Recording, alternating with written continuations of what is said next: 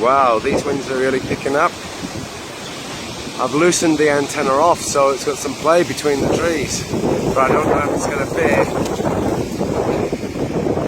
Luckily the other's down low.